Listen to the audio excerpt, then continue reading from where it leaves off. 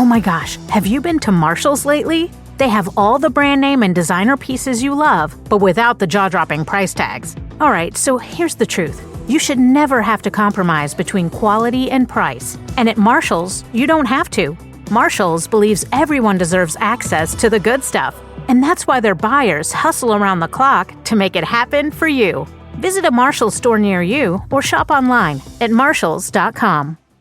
My uncontrollable movements, called TD, tardive dyskinesia, felt embarrassing. I felt like disconnecting. I asked my doctor about treating my TD and learned about Ingrezza, a prescription medicine clinically proven for reducing TD in adults. That's always one capsule, once daily, and number one prescribed. People taking Ingrezza can stay on most mental health meds. Ingrezza can cause depression, suicidal thoughts, or actions in patients with Huntington's disease. Call your doctor if you become depressed, have sudden behavior or mood changes, or suicidal thoughts. Don't take Ingrezza if allergic. Serious side effects may include allergic reactions like sudden, potentially fatal swelling and hives, sleepiness, the most common side effect, and heart rhythm problems. Know how Ingrezza affects you before operating a car or dangerous machinery. Report fever, stiff muscles, or problems thinking, as these might be life-threatening. Shaking, stiffness, drooling, and trouble with moving or balance may occur. Take control by asking your doctor about Ingrezza. Learn more at Ingrezza.com. That's INGREZZA.com.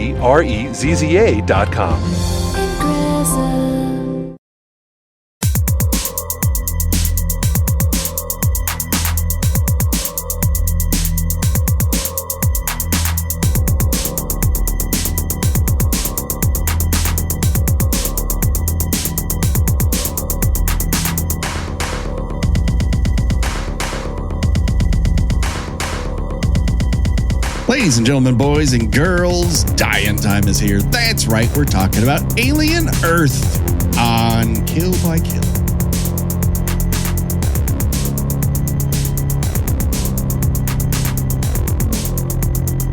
Well, greetings and salutations, Internet. It's your old pal, Patrick Hamilton, coming to you once again from Prodigy's Neverland Island. This is the Kill by Kill podcast, where we're dedicated to celebrating the least discussed component of any horror movie or television series, in this case, the characters. We're going to unpack all the goriest of details of 2025's Alien Earth in the hopes that an alien or synthetic hybrid or just weirdo human beings' untimely end. It's just the beginning of the jokes we might make at their expense. And of course, there's only one person I trust to always have a handy welding torch or knife hidden inside of a robot arm, the one, the only, Gina Radcliffe. How are you doing today, Gina?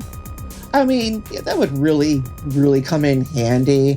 You know, you just have like a torch in your arm. Mm-hmm. You know, like things are just falling apart all over the place. You know, we our first attempt at recording just fell apart for no reason, and you know, like I think we just need to, as a society, start having you know cybernetic add-ons where we can fix the shit that keeps on breaking. True. Yes, and to think that those cybernetic add-ons actually accentuate our lives rather than just make it hell, which is something Morrow seems to give the impression of. That I mean, yeah, you do have to accept the fact that it does you gradually dehumanize you, but yeah. Everything else is gradually dehumanizing us. Why not right. this? I mean, feelings. Who needs them? Okay, so obviously. This is a little more than 8 hours worth of material. There's no way we could really recap this. If we wanted to recap it, we would do an episode by episode breakdown. And I don't know if that would be something I would want to do. We felt like, why don't we watch it all and see how we felt about it in culmination, which is very different than like our Hannibal coverage. So I guess my first question to you, Gina, is now that we've watched all 8 episodes, what is your overall impression of FX's Alien Earth? Well, I'll tell you what, on a visual level, I think it's terrific. I think you could see every penny that was spent on it. Mm-hmm. I think that the acting is unimpeachable, particularly from a cast of mostly to me unknown actors. Yeah. Which I think, everybody did a stellar job. But I do think that the finale was a little underwhelming. Yes. It seemed to have built up a lot of things that never actually happened. And it does sort of feel like, the equivalent of a cartoon car going as it's like, trying to make it into, the last stretch of its trip. I don't know why. I don't know. Yeah. I don't know what happened. I do wonder if, because Noah Hawley is really used to the limited series format in terms of like his Fargos, basically culminate at the end of their last episode. He's told that story. He'll go back to that area and maybe a different time period, certainly different characters, tell a new Fargo tale. But he, rounds off those characters' arcs and starts anew. Whereas here, he's definitely setting up that this story would continue. And it does make me wonder if he just kind of flubbed it that way, where he wasn't sure where to go with it, because when you get a lot of like resolves here, like, oh, I'm just going to lock up these people, and also Wayland Yutani is going to fly into our airspace, and we're just going to be ghosts in this haunted house of an island. And you're like, okay. Yeah, yeah. Well, the problem is that like it sort of feels like halfway through making the show, they told him, "Oh, we might opt this for a second season." Yeah, and then he kind of gave up on immediately explaining anything or giving like a payoff to anything. Yeah, like here are the things I expected to happen by the end of episode 8. Yes, I expect it to be some sort of big spectacular confrontation between the eyeball creature and another character, preferably the boy genius, which would have been fun. I expected the boy genius to die in a spectacular manner. Yeah. I expected there to be some sort of like, payoff for the character of Nibs, malfunctioning in some way that they never really explain. Like she's just like, well, she's malfunctioning. Okay, but why? Like I expected at some point to explain how it is that this process where they put these children's consciousnesses,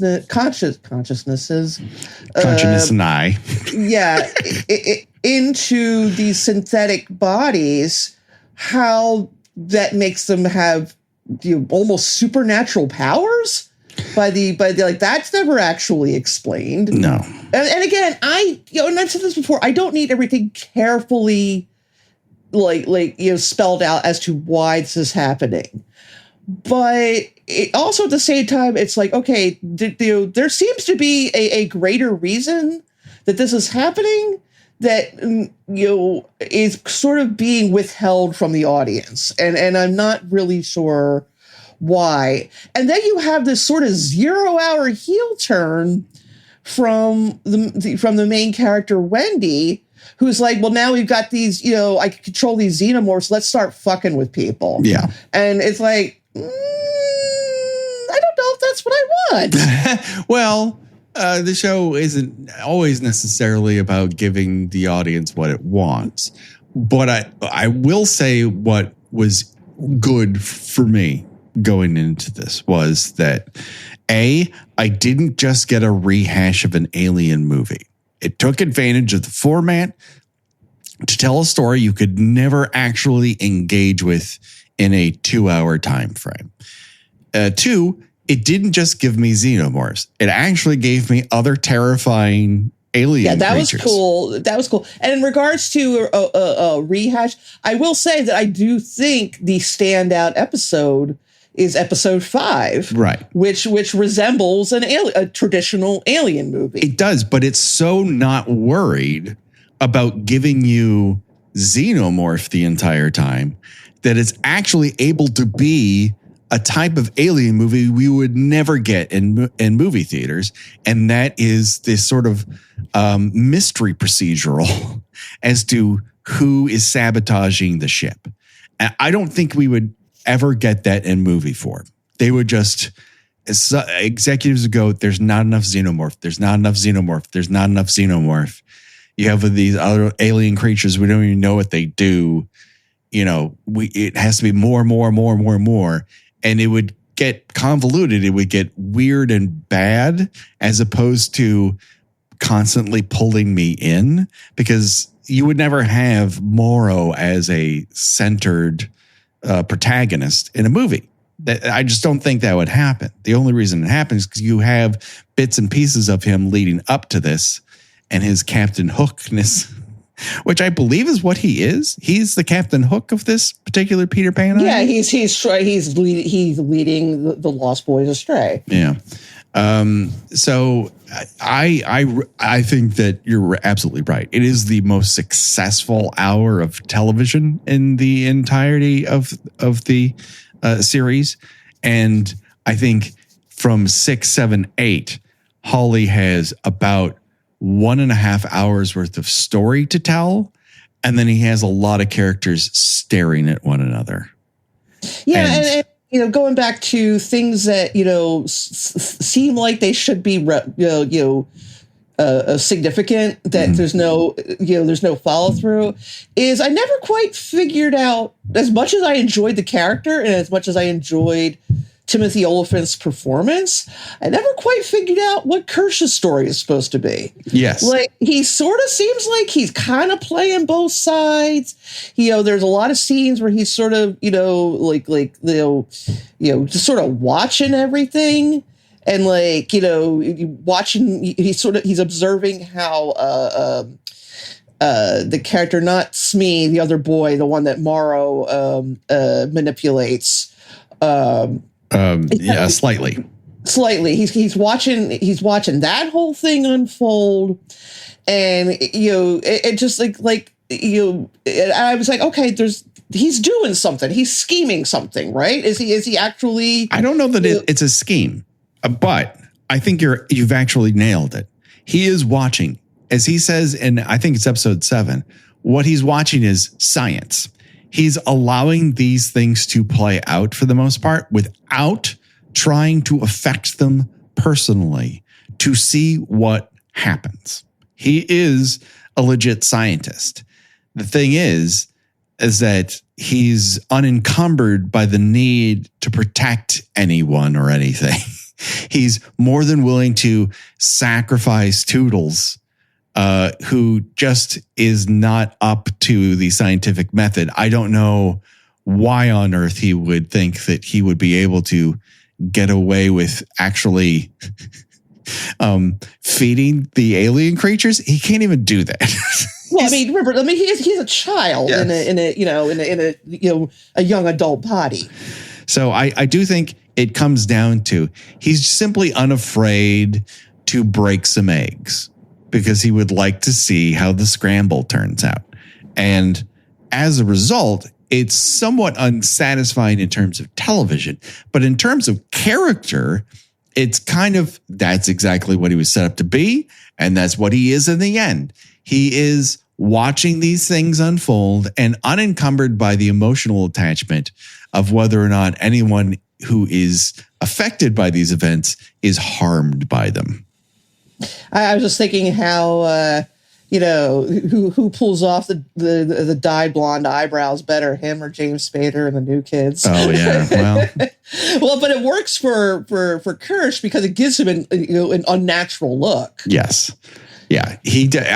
Literally, I don't know where the bad Timothy Oliphant performances are. Yeah. I'm sure they're out there somewhere. Maybe his Hitman movie wasn't as good. I don't know. I never saw it. Because he didn't have his luxurious hair in that. That's true. And half of his acting comes from the roots of his incredible mane of hair. But he does seem to be having a shit ton of fun here, not having to be the hero, because he has been in hero jail since Tombstone. And I think this frees him up to be the other parts of his weird personality and engage in those elements without being an outright villain either. This episode is brought to you by Progressive Insurance. You chose to hit play on this podcast today. Smart choice. Progressive loves to help people make smart choices. That's why they offer a tool called Auto Quote Explorer that allows you to compare your Progressive car insurance quote with rates from other companies. So you save time on the research and can enjoy savings when you choose the best rate for you. Give it a try after this episode at Progressive.com. Progressive Casualty Insurance Company and Affiliates. Not available in all states or situations. Prices vary based on how you buy. My uncontrollable movements called TD, tardive dyskinesia, felt embarrassing. I felt like disconnecting. I asked my doctor about treating my TD and learned about Ingrezza, a prescription medicine clinically proven for reducing TD in adults. That's always one capsule, once daily, and number 1 prescribed. People taking Ingrezza can stay on most mental health meds. Ingrezza can cause depression, suicidal thoughts, or actions in patients with Huntington's disease. Call your doctor if you become depressed, have sudden behavior or mood changes, or suicidal thoughts. Don't take Ingrezza if allergic. Serious side effects may include allergic reactions like sudden, potentially fatal swelling and hives, sleepiness, the most common side effect, and heart rhythm problems. Know how Ingrezza affects you before operating a car or dangerous machinery. Report fever, stiff muscles, or problems thinking, as these might be life-threatening. Shaking, stiffness, drooling, and trouble with moving or balance may occur. Take control by asking your doctor about Ingrezza. Learn more at Ingrezza.com. That's INGREZZA.com.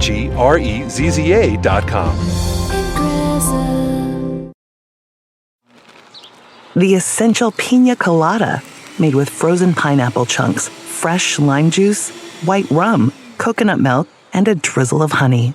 Chilled in a sleek tulip glass as you enjoy a taste of the tropics from your favorite lounge chair.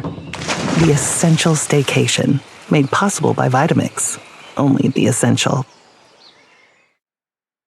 I'm not really sure what the outright villain of Alien Earth is, because so many of the people are decidedly terrible. Oh yeah, and they're all even the people that seem nice. I would say the only pure character in this is probably poor Arthur. Yeah, I can see that, but he's also driven by. He's unable to grasp the enormity of what he's been sucked into, and as a result, like he is constantly making a few decisions that just feel like, just try, buddy, just try. You want to be a doctor? You can't adapt to situations. He really can't.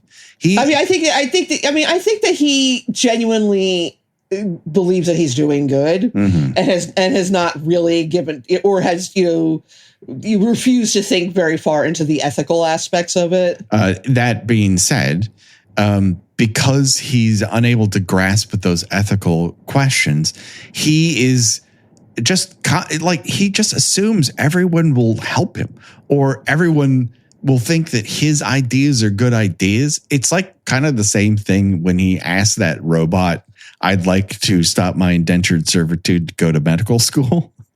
It's like, come on, like, I'm a good guy. You should know this. It's like, why are you asking this robot's algorithm to make a moral, decision about your indentured servitude when you know the whole point of that robot is to keep you in indentured servitude? Well, yeah, and that's sort of a chilling thing, because that is the future that we're looking at of robots, untroubled by human emotion, making difficult, painful decisions for us. Yes. And certainly, I think that other successful element of this is to introduce the world of Alien beyond Weyland-Yutani. Certainly, Weyland-Yutani is a component here, but it's not the main dish. We learn so much more about this world and might reveal what has been driving Weyland-Yutani to constantly park human beings in front of xenomorphs this entire time. They're looking for the edge on how to outmaneuver the 4 other countries that rule Earth, which isn't at all like the four companies that rule entertainment. Nope. That I work in. Or, the however many companies that rule our digital experience. They're all merging. They're all merging into nation states. And I do think that is the sugar that helps the medicine go down here a little bit in terms of what the show is trying to communicate. My guess is that there's a certain amount of people who see a xenomorph and just want more xenomorph. But I would say the most interesting elements of these 8 episodes were never the xenomorph. And also, you get like 4 other alien creatures that are really, really fucking creepy. That I had heard that there were other alien creatures, but this is really successful. In terms of that, I think it is very successful. Yeah, I mean, I don't want to choose my own deathventure because I don't like any of these. No, they're all terrible. No one really ends well. No. And again, I think episode 5, as you mentioned, the most successful hour of television of this whole thing, is able to sort of give you a lot of different flavors of this. With the exception of the plant creature, the plantus, the mantis plant, who just sucks people up and drains them that way. We don't really get that until the very end. The ticks are fucking frightening. No. Just the flies are kind of no. I mean, I don't want to die via fly. I do find the flies are kind of useless. They don't. Yeah, but they're useless. They like shoot like acid at you. Right, but they digest things outside their body. So it's essentially giving us a different version of the Cronenberg fly in actual alien form. But they're not necessarily. The interesting thing about them is, but because they only eat minerals, they're not like always going to go after human beings, because while we are a source of minerals, we're not as mineral heavy as a hybrid robot body. I mean, I guess I would go for having my being taken over by a VDI creature. Yes, the midge is certainly the most personality drenched alien creature in the entire show, and I think gave the show that sort of viral juice that might have been lacking beyond how pretty it looks. Because as you mentioned, this is as gorgeous a production as like Shogun was last year. It just looks fucking pretty. Yeah. And as far as what I think the actual official name was, like the oculus, I think. Yeah. I think that the imagery of the sheep just sort of watching everything was very creepy and very effective. And I think also that the ocellus is the indicator. It's like, oh, these things aren't stupid. Yeah, they know how to trick their prey. They know how to wait things out. They're not just animals, which is what the sort of I guess technically Hermit is the actual hero. I guess he is he's the audience surrogate. The guy torn between wanting to protect his sister and also wanting to do the right thing, which don't always overlap with each other. But like, he is very insistent that these xenomorphs are just predators. They don't do anything but kill. Yeah. And obviously, with Wendy's ability to communicate with them, and how this eye creature watches and observes and traps people, that they are actually pretty smart. Yeah. Well, I think the oculus, I don't know how to pronounce that, which I think is why everyone took to midge, is that it is the alien version of Kirsch. It is the scientist that is willing to prod things and allow bad things to happen simply to watch what occurs after the fact. So we're not so different, you and I, after all, seems to be the prevailing feeling between those two characters. And that part I really, really enjoyed. I think that character demonstrates malice and intelligence, as you mentioned.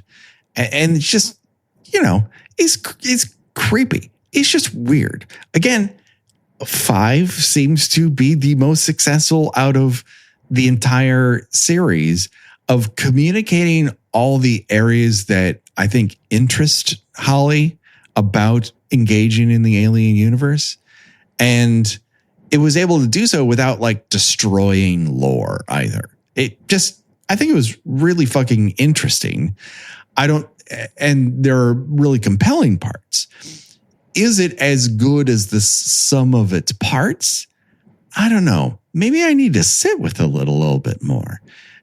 Generally, we're not trying to break down 8 hours worth of a TV series, and perhaps I'm not as good at it as I am movies, which is debatable after the last 9 years. But I will say that I think these ideas are really intriguing, and the execution of them leaves me wanting more, but I don't know that it entirely leaves me satisfied. No. And like I said, the most frustrating thing is they set up a lot of interesting things and then didn't follow through on a lot of them. Yeah. Like, again, to go back to the character of Nibs, I keep thinking about the episode where she is convinced that she is pregnant. Yeah. And I'm like, okay, that's got to mean something, right? Like, has somebody been messing with her, right. or like, this all happened because she got attacked by the midge, and it's like, okay, but what is it doing when it does that? Like, is it literally, are you so traumatized by this experience that like you become delusional, or does it mean that she has a larva in her now? Right. But they just reset her brain, which God knows we could all use that right now. Yes. And she's quote unquote okay for a little while, except wait, now she's super strong. And like I think she was always super strong. Here's the thing. The other Lost Boy characters have not had as long in their new bodies as Wendy has had. And therefore, they have not, she just took to this a lot better than they did. And ultimately, I think there are certain characters who just mentally were in the right place to do this, and Nibs was not one of them. So you think like you basically are suggesting, and I don't disagree with you. I think you're probably onto something that Arthur and Dame Sylvia and everybody else involved didn't do their due diligence and making sure that this child was emotionally equipped for something like this. Yes, I think they took opportunities where they were available and thought they made the best decisions. But Sylvia says at one point, we knew she was going to have issues because she was the most psychologically damaged. She had a troubled past. So I think the confrontation with something violent and malevolent as Midge that unhinged her, and she's already in a vulnerable place. The idea that they would send these child robots into a crash site filled to the brim with alien species is amongst the many terrible ideas that Boy Cavalier has. Yeah, I didn't even really think much about that. I was like, yeah, but why would you choose children for this? Well, the according to the lore, right, the reason they choose children is because their minds are a bit more pliable. That adults would instantly go insane They would not be able to handle the transition, whereas children are able to adapt to all sorts of wild concepts delivered to them because most concepts are wild. That's the first time they've encountered them, and their mind has the plasticity to mold around those ideas. Okay, we go in this car. The car might feel dangerous because we're going fast and it makes sudden stops, but I'm also strapped in.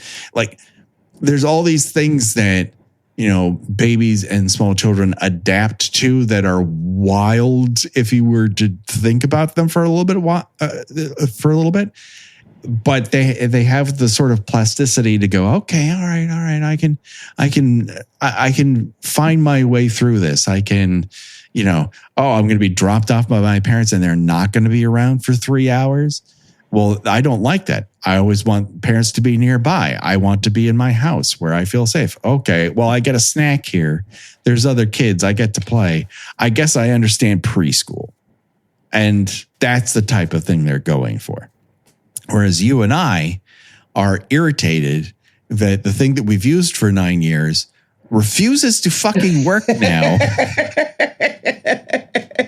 You make an excellent point. And, you know, we're angry and mad at it, reasonably so, because we pay for it to work. So when it doesn't, we're angry about it. And that anger affects how we do things. And if we were in robot bodies, might cause us to short circuit. So that's what I think they're coming from. That being said, they also are of the mindset, and that we seem to see this play out over and over again, that, as Morrow says at one point, if the company gives you something, the cost is everything. And that is the hell we're living in? I mean, yeah, like I mean, as a you know, a metaphor, a parable, whatever you want to call it, for, you know, the you know, for the current times we're living in, it also is very successful. Yeah. It's gorgeous to look at. I think there's not a bad performance in the entire thing. I do feel like the plotting is really where they couldn't quite figure out how to give a satisfying conclusion to the season and leave it open to the possibility of another. That's where I think it fumbles, because they just don't want to close the door on too many of these characters. But that's the thing about an Alien sort of presentation. Most of those characters should not make it out alive. No, yeah, I was just going to say they could have killed off one of them.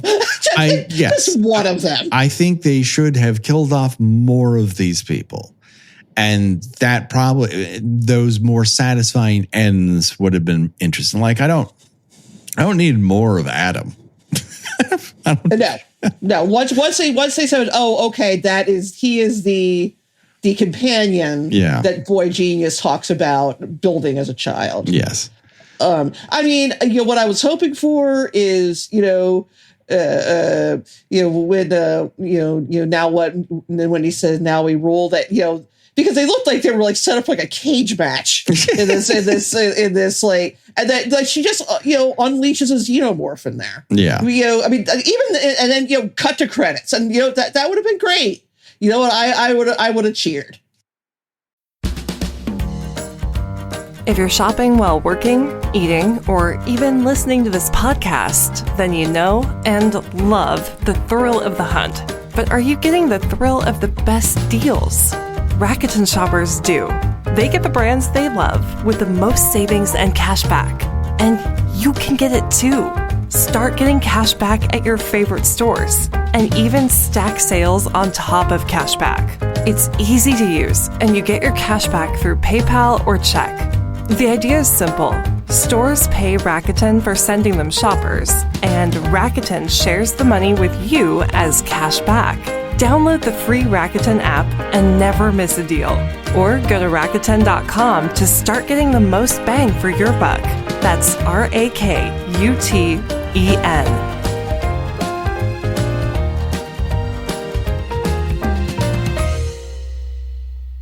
Need to restock inventory, cover seasonal dips, or manage payroll? OnDeck's small business line of credit provides immediate access to funds, up to $200,000, exactly when your business needs it. With flexible draws, transparent pricing, and full control over repayment, you can tackle unexpected expenses without missing a beat. Apply today at ondeck.com, and funds could be available as soon as tomorrow. Depending on certain loan attributes, your business loan may be issued by OnDeck or Celtic Bank. OnDeck does not lend in North Dakota. All loans and amounts subject to lender approval. I do like the idea, and I think these are threads that Holly picked up from, components of the Alien franchise we never got to see, because there was the idea that Alien 5 was going to be a direct sequel to Aliens, and that part of it would be that they had created these alien biomechanoid suits that you could wear so that you could live inside an alien hive and observe how they operated from within. She seems to be that. She seems to have crystallized what that would be to actually communicate with xenomorphs. But also on the other end of it, on occasion would give me this very strange Jurassic World flavor of what's his face holding his hand up. Oh, it's Pratt, yeah. The Raptors. And I was like, I don't want that. That is something I do not want. I do think it is interesting that the more she communicates with them, the less human she becomes. But I think that's an interesting idea to writ large. Yeah, I mean, but I don't need her to be like the xenomorph whisperer. Yeah. But she kind of is, because it's beyond the one that came out of her brother's lung. For it's for like 4 and 6. I thought maybe the reason that she can communicate with them and the xenomorph will listen is because there is some sort of familial bond, because she's the sister who was put into a synthetic body, and that's the xenomorph that came out of her brother's lung. Okay, I can almost get behind that, but it's just really that she's able to mimic sounds real good because she's got a good brain. Pretty much, yeah. Yeah. It's a gorgeous looking show. I'll give you that. It really is. It really is. Like I said, I mean, the first episode, I'm like, oh, okay, I'm hooked just on these visuals. Yeah, you see every penny that they spent on the screen, and I really, really appreciate that. And it tries to give you that alien thing where people wander into rooms and your compelling desires like, why are you doing this? Get the fuck out of there. Leave, run, but no one does. And then it introduces super interesting ideas like the xenomorphs don't care about other biomechanoids. They almost find it distasteful, which is why Morrow is able to kind of like have multiple encounters with the xenomorph where he survives, because the xenomorphs are kind of like, you're not what I want. I want meat with blood, and you're not that. So right. They sort of recognize his, the aspects of him that are inhuman. Yes. And it gives it the ick. That's what it comes down to. And oh my God, that actor, I said this on social media, like, if this show does nothing, I want to see everything Babu Sise does after this. I mean, this cast. I mean, to me, the most recognizable actor is Timothy Olyphant. Yeah. Oh, for sure. And Adrian Edmondson, who played Vivian on The Young Ones, which cracks me up over and over and over again. But yeah, I've never seen most of these actors before. Risha Morjani, I knew from the previous season 4 of Fargo, and she was fucking awesome in that. So I was really she's in the ship that crash lands. She becomes the captain. She's the closest we get to a Ripley. Right, yeah, and then the show kind of the episode zags on you by killing her off, but like I also but I was a little bit disappointed because the first episode had some real moments of genuine weirdness. Yeah, like when the xenomorph attacks like a group of people having some sort of French Revolution themed party. Yes, some sort of decadence. But also the guy whose house it is has like Phillies baseball merchandise. Right, it's a baseball for the fucking World Series. It's like, okay, I was like, okay, that's fucking weird. Yeah, and like I want more of that. And unfortunately, we did not get that again. That level of just random weirdness. Well, I was looking up the cast list of episode 5. Hold on, Alien Earth Ep 5 cast in particular, because the group on that ship, whoever is the creeper, gives one of the scariest performance of the year so far for me. Like, I do not trust that human being. He really creeped me the fuck out. Everything about episode 5 is just too fucking good. Yeah, I was excited when you told me you were watching it and that you were almost up that episode. I'm like, you're going to love that episode. And I think it's generally agreed upon that is the highlight episode. I agree, because it is able to do a thing that TV series rarely are able to do, which is give you a conclusion to something. Right, and it also humanizes in a way Morrow, because we find out that he had a child and that she had died at some point, and that her death is presumably the motivation for him to just sort of say fuck it and sort of let go of whatever last bits of humanity he might have, which I get it. I really enjoy I like that this crawled into areas of the franchise that simply a movie would not give you as the main dish, and I think it was worth it for that. It really does bring up some interesting elements that an Alien movie would simply not have time for or the desire to explore. From that standpoint alone, it was worth my time and attention. I do wonder what the stickiness of this will be in terms of the culture, as it were, because you're right. Everyone agreed, like after episode 5, holy shit, this has got juice. And everyone liked the first 2 episodes because they look really, really good. But, after the finale, there was kind of a lot of collective shoulder shrugging was the impression that I got. I was not up to speed. I was a few back. So I tried not to read too much of the reactions as they went. But I didn't see the rapturous "oh my gods" that came from 1 and 2 and 5. Yeah, no, and I it was one of those things. It's like the more I think about it, the more I'm like, you know what, that didn't really work, and I'm disappointed because I really, really enjoyed everything that came up to that point, and I was very excited to see how this was all going to wrap up. I was relishing the boy genius's death. What I thought was going to be his inevitable and I would death. Find it more interesting if they had killed him off, and to see how the world operates in the vacuum of one of the heads of these corporations dying. What that right. I mean, you could easily right. I mean, you have an automatic setup. If you are going to do another season of this, there you have an automatic setup, and where do you go from this point? Agreed. All in all, gorgeous to look at, super fun ideas, great alien creatures. I think a lot of practical effects, which I enjoyed, and the all digital ones were well crafted. Interesting casting. I certainly enjoyed these people.